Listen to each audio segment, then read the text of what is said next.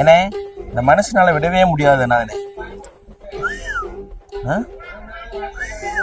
என்னதுங்க சரக்குதியா அதை தொட்ட நீ கெட்ட அப்புறம் ஆளு மட்ட அது நாட்டுக்கு வீட்டுக்கு கேடுன்றாங்க. ரெண்டுக்குமே நல்லதுயா. நாட்டுக்கு சொத்து அது ஆள் செத்து நான் குடிய விடவும் முடியாது திருந்தவும் முடியாது. விடலாமனே திருத்துறதுக்கு ஆள் இருக்கனே.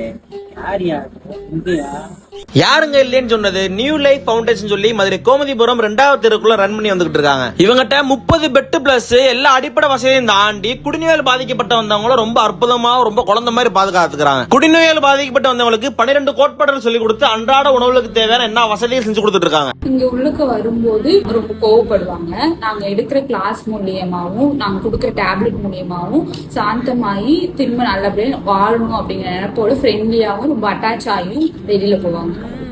குடியை விட்டு இப்போ இங்க வந்து நான் இங்க உள்ள வந்து 4 மாசம் ஆச்சு. அத்தாடி 4 மாசம் குடிக்கவே இல்லை. தொடவே இல்லையா? குடிக்க மாட்டீங்கல்ல? குடிக்கிறதுக்கு வாய்ப்பு வாய்ப்பு இல்ல.